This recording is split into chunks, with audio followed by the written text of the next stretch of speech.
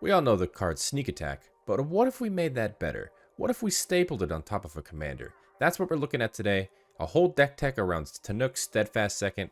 Is this a new commander that can actually turn up the heat in a commander game? Let's find out. It's Warpin time.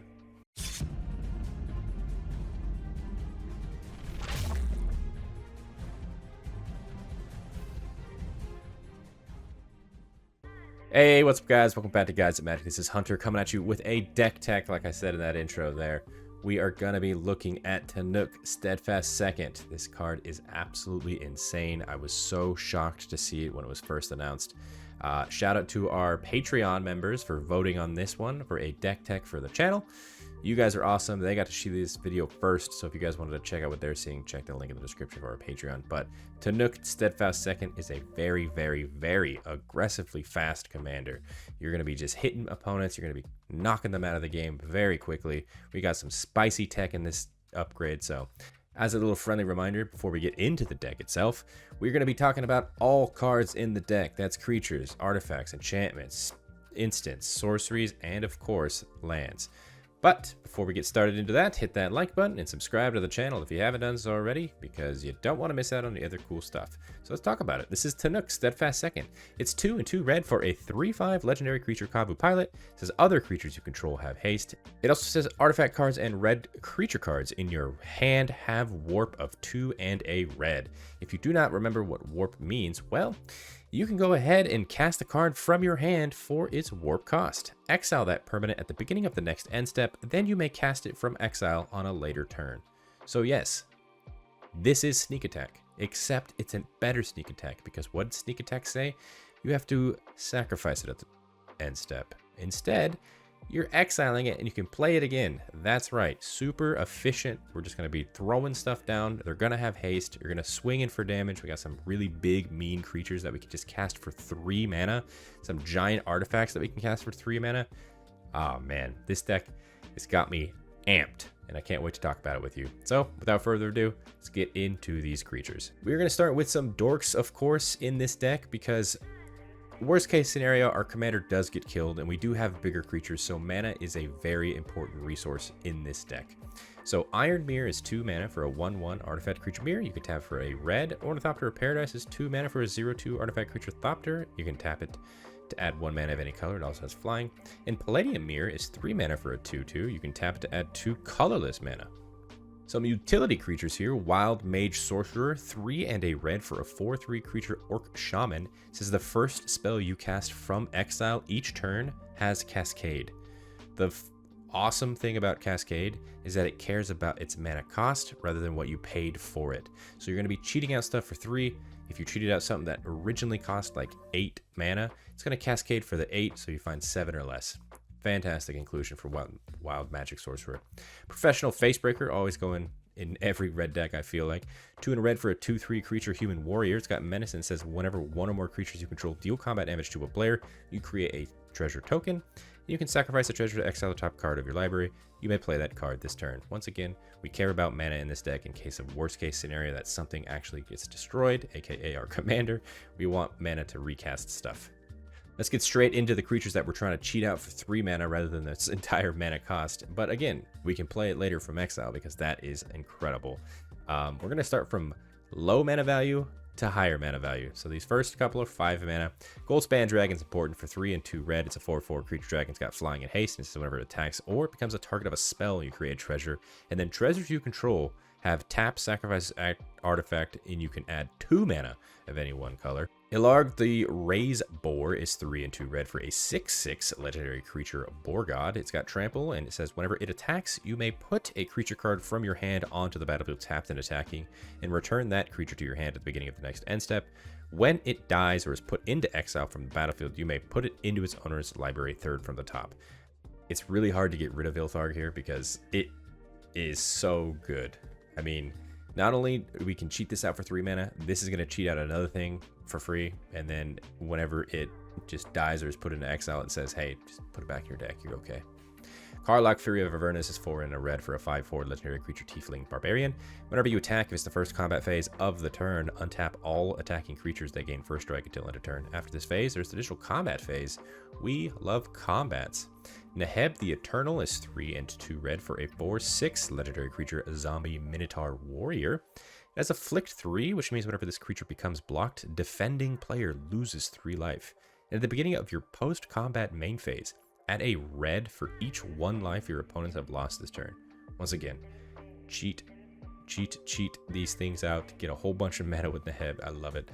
Bloodthirster, very similarly to Karlach, we're caring about combats. So 5 and a red here for a 6/6 creature demon. It's got flying and trample. Whenever Bloodthirster deals combat damage to a player, untap it. After this combat phase, there's an additional combat phase. Bloodthirster can't attack a player it has already attacked this turn. Honestly, we're going to be swinging for 3 mana, a 6/6 flying trampler that gives us additional combats. Yes, please. Combustible Gearhulk, 4 and 2 red for a 6/6 artifact creature construct, first strike, and whenever this creature enters, target opponent may have you draw 3 cards. If that player doesn't, you mill 3 cards. Then this creature deals damage to that player equal to the total mana value of those cards. The fun thing about this deck is we have a lot of giant mana spells. So does your opponent want to potentially roll the dice there and lose a bunch of mana? Usually Combustible Gearhulk is a card that I don't put into a deck, but for 3 mana, it's too good not to pass up. Clive, Ifrit's Dominant, is 4 and 2 red for a 5/5 legendary creature, Human Noble Warrior. When it enters, you may discard your hand and then draw cards equal to your devotion to red. It also has the ability where you can pay 4 and 2 red, tap it, exile Clive, then return it to the battlefield transformed under its owner's control, activate only a sorcery. Once transformed, it does turn into Ifrit, Warden of Inferno. It is a 9/9 legendary enchantment creature, Saga Demon. Its first lore counter just says it fights one other target creature. Yeah, sure. And then the second and third lore counter is Brimstone. You add 4 red. If it has 3 or more lore counters on it, exile, then return it back to the battlefield as Clive. So this, once again, go ahead and get some more card draw. Go ahead and get some more mana. Fight something. Clive in this deck, remember, for 3 mana, is pretty wild. I absolutely love it here. Itali Primal Storm, 4 and 2 red for a 6/6 legendary creature, Elder Dinosaur. Whenever it attacks, you exile the top card of each player's library, then you may cast any number of spells from among those cards without paying their mana costs. Again, I keep saying the same thing, but for 3 mana, I'm going to get some free spells on the field. I love Itali here. Hellkite Tyrant coming in with haste is absolutely nuts. Be wary. 4 and 2 red for a 6/5 creature dragon. It's got flying and trample. And says whenever this creature deals damage to a player, gain control of all artifacts that player controls. And then at the beginning of your upkeep, if you control 20 or more artifacts, you win the game. Hey, I'll take your stuff. Overlord of the Boiler Bilges is 4 and 2 red for a 5/5 enchantment creature, Avatar Horror. It's got that impending of 4 for 2 and 2 red. If you wanted to do that later you can, but cheat it out for 3. Whenever it enters or attacks, it deals 4 damage to any target. So cheat this out for 3, enters 4 damage, attacks 4 damage, 8 damage for 3 mana, and a 5/5 body that's swinging. Yeah. Scourge of the Throne, 4 and 2 red, 5/5 creature dragon. It's got flying into throne. In case you don't remember what that is, whenever this creature attacks the player with the most life or tied for the most life, you put a +1/+1 counter on it. And then whenever this creature attacks for the first time each turn, if it's attacked the player with the most life or tied for the most life, untap all attacking creatures. After this phase, there's the additional combat phase. So, yeah. If you have more life than me, then you're getting attacked. I'm just saying that right now. Trumpeting Carnosaur is a nice card here. 4 and 2 red for 7/6 creature dinosaur. It's got trample, and whenever it enters the battlefield, you discover 5. And then for 2 and a red, you can discard this to deal 3 damage to target creature or planeswalker. It's good flexibility there, good utility if you need something out of the way real quickly for 3 mana. You can just go ahead and pitch this for 3 damage. Otherwise, you're just going to cheat it out, ETB, discover 5, go back to exile, play it again once you have that more mana. Discover 5 again. Yeah. Drakaseth, Maw of Flames for 4 and 3 red, 7/7. It's a dragon with flying, and it says whenever it attacks, it deals 4 damage to any target and 3 damage to each of up to 2 other targets. And Flaming Tyrannosaurus is 5 and 2 red for a 5/5 creature dinosaur. It's got Menace and Paradox, which means whenever you cast a spell from anywhere other than your hand, Flaming Tyrannosaurus deals 3 damage to any target, and then you put a +1/+1 counter on Flaming Tyrannosaurus, and when Flaming Tyrannosaurus dies, it deals damage equal to its power to each opponent. So because we are casting things from its warp, aka from exile, we're going to be casting them. Hey, we're going to be doing 3 damage and counters this on top of it. Cityscape Leveler is 8 mana for an 8/8 artifact creature construct. Trample when you cast this spell, and whenever Cityscape Leveler attacks, destroy up to 1 target non-land permanent. Its controller creates a tapped Power Stone token, and you can also unearth it for 8 mana. This is a cast trigger that triggers for 3 mana. Yeah, this is going in the deck. Maelstrom Colossus is 8 mana for a 7/7 artifact creature golem. It has Cascade. That's, yeah. And Myosian of the Roaring Blades is 5 and 3 red for a 7/4 legendary creature spirit that says it enters the battlefield with an indestructible counter on it if you cast it from your hand. And then you can just remove an indestructible counter from Myosian of Roaring Blades, and it deals 7 damage to each of up to 3 targets. So opponent 1, opponent 2, and an opponent 3. I'm cheating this in for 3. It's gonna go back into the warp zone after, so I'm just gonna remove that indestructible counter to deal 7 damage to each of you. No big deal. And the final 2 creatures that we are keeping in this deck, Skitterbeam Battalion, 9 mana for a 4/4 trample with haste. And it says when it enters the battlefield, if you cast it, you create 2 tokens that are copies of it. You can also do the prototype for 3 and 2 red, and they come in as 2/2s. Yeah, this, you can get this trigger twice because you get to cast it twice. 1 for way cheaper. So yeah. And then my absolute favorite card to throw in this deck, when I first saw Tannuk spoiled, this was the immediate thought to throw into the deck, so of course it's going in. Blightsteel Colossus is 12 mana for an 11/11 artifact creature golem. It's got Trample, Infect, and Indestructible, and if Blightsteel would be put into a graveyard from anywhere, reveal it, shuffle it, put its owner's library instead. So yes, an 11/11 with Trample and Infect with haste coming in for 3 mana is saying, hey, I'm taking 1 player out of the game when this drops. Good luck. 10 poison counters, thank you very much. Time to move on to the sorcery department of the deck. We are talking removal first. So Blasphemous Act is 8 and a red for a sorcery. Spell costs 1 less to cast for each creature on the battlefield, and you all know what it does. 13 damage to each creature. That's the board wipe. Similarly, we have Chain Reaction, 2 and 2 red for sorcery. It says Chain Reaction deals X damage to each creature, where X is the number of creatures on the battlefield. The fun part about Chain Reaction, in my opinion, is if the board is kind of wide, we have some big creatures. So Chain Reaction actually might not kill our creatures, but everybody else's, and I'm here for that. Vandal Blast is 1 red for a sorcery that says destroy target artifact you don't control, or you can overload it for 4 and a red, which means you destroy each artifact you don't control. Yeah, our deck does care a lot about artifacts, so just destroying everybody else's is okay in my book. Faithless Looting is 1 red, it says draw 2 cards, then discard 2 cards. It's also got flashback for 2 and a red, so just put extra card draw. Jessica's Will, 2 and a red, sorcery, choose 1. If you control your commander, you cast a spell, you can choose both. You can add a red for each card in target opponent's hand, or exile the top 3 cards of their library. You may play them this turn. And Mana Geyser for 3 and 2 red. You add a red to your mana pool for each tapped land your opponents control. So if you are the last person in rotation, probably all of your opponents have already tapped down all their lands, you're getting a lot of red mana. Like I said, if Tannuk was to die for whatever reason, we have to have a backup plan of just casting big things. We have the resources to do so with making a bunch of mana in this deck. Moving on to the instant department, we've got some removal / card draw / make some mana. Chaos Warp, 2 and a red. Instant, the owner of target permanent shuffles it into their library, then reveals the top card of their library. If it's a permanent card, they put it onto the battlefield. Big Score and Unexpected Windfall, same exact card except for kind of their casting cost. Big Score is 3 and a red. Unexpected Windfall is 2 and 2 red, but they are the exact same thing. It says as an additional cost to cast a spell, you discard a card, and then you draw 2 cards and create 2 treasure tokens. Card draw, treasure. We've got some protection in this deck because I've been saying it all along. If Tannuk is dying, we have slightly a problem, but not as big as a problem. So we're throwing in some things that say, no, Get that out of my face. Bolt Bend, 3 and a red for an instant that says the spell costs 3 less to cast if you control a creature with power 4 or greater. Change the target of target spell or ability with a single target. You've seen all of the giant creatures. They are going to be on the field. We can just cast this for 1 red. I'm here for it. Deflecting Swat is the best one, and obviously it's 2 and a red for an instant. It says if you control your commander, you can cast a spell without paying its mana cost. Choose new targets for the target spell or ability.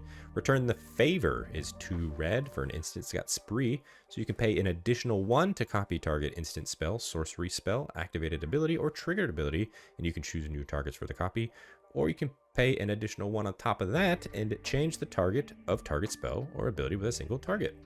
And Untimely Malfunction is 1 and a red for an instant. This is choose 1. You can destroy target artifact. You can change the target of target spell or ability with a single target, or 1 or 2 target creatures can't block this turn. So all of these cards just gives us some protection. Untimely Malfunction adds a little bit of more, hey, you can't block, I'm going to kill you, as well as destroying stuff and good cards. Final 2 instants, more mana. Pyretic Ritual, 1 and a red for an instant, you add 3 red to your mana pool. Seething Song, 2 and a red instant, you add 5 red to your mana pool. So we are just trying to get more and more and more mana to cast more stuff. Moving on to the artifact department, we do care about artifacts because Tannuk also reduces the cost of artifact spells. So anything that's more than 3, cheat it out for 3 for a turn. But let's talk rocks first. Arcane Signet, 2, tap it, add 1 mana of any color in your commander's color identity. Felwar Stone, 2, tap it, add 1 mana of any color a land an opponent could produce. And Soul Ring is 1, tap it for 2 colorless. Mind Stones, 2, you can tap it for a colorless or pay 1, tap it, sacrifice Mind Stone to draw a card. Throne of Eldraine is fantastic, is 5 for a legendary artifact that says as it enters, choose a color. You're going to choose red because we're mono red. You can tap it to add 4 mana of the chosen color and spend this mana only to cast monocolored spells of that color. Or you can pay 3 and tap it to draw 2 cards, spend only the mana of the chosen color to activate this ability. The Might Stone and Weak Stone is going in here because this is 5 mana, but again, cheat it out for 3. When it enters the battlefield, you can choose 1. You can draw 2 cards. Target creature gets -5/-5 until end of turn, and you can also tap it to add 2 colorless, but this mana can't be spent to cast non-artifact spells. We got colorless card draw. We got a little bit of a, hey, we're going to kill that creature that's got indestructible, giving it -5/-5 or something like that. And just later on, it's just a good mana rock for our other artifacts. These next 3, they're not mana rocks, but they are mana reducers. Hazaret's Monument, 3 mana. Red creature spells you cast cost 1 less to cast, and whenever you cast a creature spell, you may discard a card. If you do, draw a card. Ruby Medallion is 2. Red spells you cast cost 1 less to cast, and the Fire Crystal is 2 and 2 red. Red spells you cast cost 1 less to cast. Creatures you control have haste. You also pay 4 and 2 red to tap it to create a token that's a copy of target creature you control. Sacrifice it at the beginning of the next end step. So the Fire Crystal, not only is it reducing some stuff, but in the case that Tannuk has died, it's also giving haste so we can cast big things, swing right away.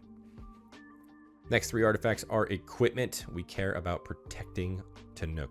So any of these equipments, throw it on Tannuk. That's the name of the game. Commander's Plate is 1. Equipped creature gets +3/+3 and has protection from each color that's not in your commander's color identity. You can equip your commander for 3 or equip to cost anybody for 5.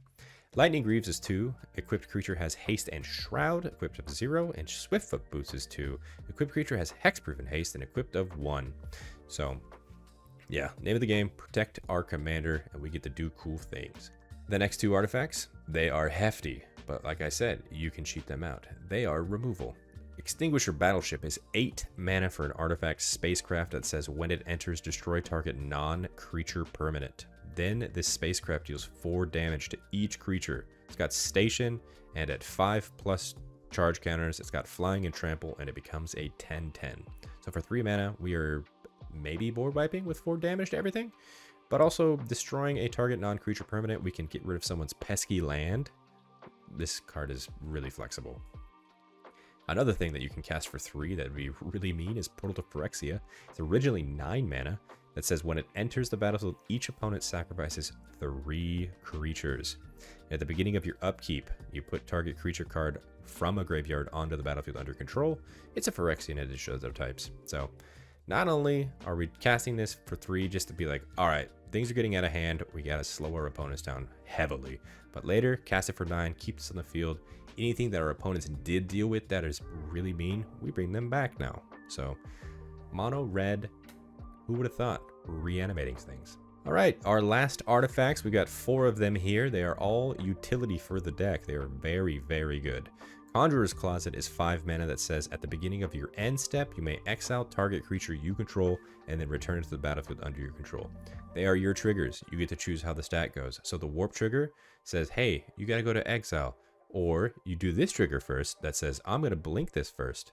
So then that trigger that goes to exile doesn't happen. You paid 3 mana for a creature that gets to stay there now. Endless Atlas is 2 mana artifact. You can pay 2, tap it, draw a card, activate this ability only if you control 3 or more lands with the same name. Did you know Mountain is a named land? And we are in a mono red deck. We have plenty of mountains. This is going to activate every time. Erratic Portal is 4. You can pay 1, tap it, return target creature to its owner's hand unless its controller pays 1. Now, sometimes you can do this on your opponent's things, but you can do this to your own things. So you can continuously just loop that 3 mana over and over and over. Sundial of the Infinite. Very similar to Conjurer's Closet. You're going to want to do this trigger before the other trigger goes off. It's 2 mana. You can pay 1, tap it, end the turn. Activate this ability only during your turn.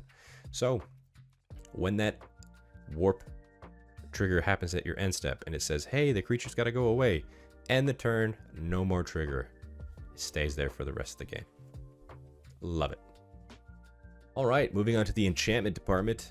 Not too heavy in the enchantments, but there are some really good enchantments. I've been saying it since the beginning, so we are throwing in Sneak Attack here. It's 3 and a red for an enchantment. You can pay 1 red mana. You can put a creature card from your hand onto the battlefield. That creature gains haste, and you sacrifice that creature at the beginning of the next end step. So, hey, had to throw it in here, right? Flame Shadow Conjuring is 3 and a red for an enchantment that says whenever a non-token creature enters the battlefield under your control, you may pay 1 red mana. If you do, you put a token onto the battlefield that's a copy of that creature. That token gains haste, exile at the beginning of the next end step. Now what's better than 1? 2. Also throwing a room in here. This is Charred Foyer. It's 3 and a red. It says at the beginning of your upkeep, exile the top card of your library. You may play it this turn. Also Warp Space for 4 and 2 red. Once each turn, you may pay 0 rather than pay the mana cost for a spell you cast from exile. Yep, that's right. You heard that right. So Warp Space essentially says, hey, we got it out for 3, and now we're going to get it out for free. Makes no sense, but I'm here for it. Our final 3 enchantments care about damaging. So Passionate Archaeologist is 1 and a red. It's a legendary enchantment background that says, and commander creatures you own have. Whenever you cast a spell from exile, this creature deals damage equal to that spell's mana value to target opponent. So we got big things, cast from exile. That's a lot of damage.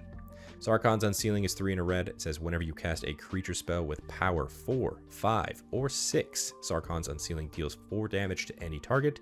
And whenever you cast a creature spell with power 7 or greater, Sarkhan's Unsealing deals 4 damage to each opponent and each creature and planeswalker they control. You've seen the creatures. They are big. This is doing damage. And finally, Warstorm Surge, 5 and a red. It says whenever a creature enters the battlefield under your control, it deals damage to its power 2 target creature or player. And finally, let's talk about lands. It's not that convoluted, so Reliquary Tower. You have no max hand size, you can tap it for a colorless. Rogue's Passage, you can tap for a colorless or pay 4, tap it, target creature can't be blocked this turn. Command Beacon, you can tap it for a colorless or tap it, sacrifice Command Beacon to put your commander in your hand from the command zone. The reason this card's going in is because, like I said, this is going to be like kind of a kill on sight commander. If it dies too many times, that commander tax can get a little bit hefty. So hey, we're going to cheat that by putting it into our hand, playing it for 4. Arena of Glory is going in. It says it enters the battlefield tapped unless you control a mountain. You can tap it for a red, or you can pay a red, tap it to exert Arena of Glory to add 2 red mana. If that mana is spent on a creature, it gains haste until end of turn.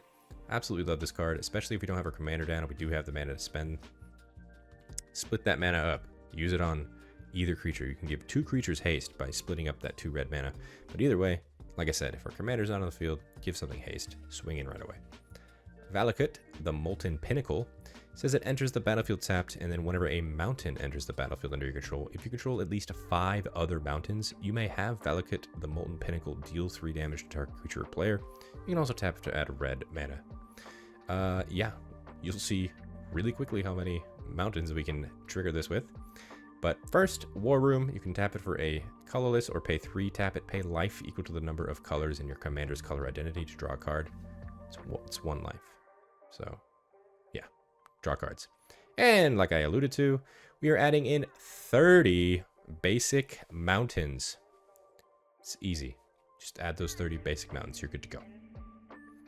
And that is it. That's Warpin time. That's Tannuk Steadfast second. We are going warp speed for sure. We're trying to kill our opponents as fast as possible, and Tannuk Steadfast second certainly does that very easily. I am 100% excited to build this in paper. Can't wait to bring it to the table. It's going to be a lot of fun. I know our local pod is not going to have fun with it, but man, when I start warping in those creatures and swinging in for a lot of damage, people aren't going to know what hit them. They're just going to die. But yeah, we do keep these decks around $300 to $400. If you guys wanted to see the entire deck list, check the link in the description. It's a lot of fun. Play test it yourself. And yeah, let me know what you guys think of this deck. Was there a card that I missed that maybe you would have added to your build? Maybe there's a card I added that you don't necessarily agree with that I should take out of this build. I'm always interested to hear your guys' opinions down there in the comment section below. Also, while you're down there, once again, hit that little like button. It really helps us out, as well as subscribing to the channel. It helps us know that you want more videos, so like these. Also in the description you'll find links to all of our social media accounts. Follow us on those as well to keep up to date with everything else that we got going on. And on the screen right now, those are all of our Patreon subscribers. Thank you guys so much for your added support. It really does mean the world to us. If you guys wanted to check out what they're seeing, including some exclusive content, early access content, and hey, shout out to them because they voted on this deck, so check it out. But a big shout out to our Gains Indestructible tier, starting with Aaron Hill, Aaron Martin, Daryl Tripp, Demarion Turner, Doc Jerome, Yasminder Pabla, Jimmy Ward, Jay Pizzle, Kelvor, Kevo, Samuel Abbott, Stingrazor1144, Thrifty PSGR, and William Colombo. You guys are awesome. Appreciate every single one of you. And until the next video, I hope you guys have a great rest of your day. Peace.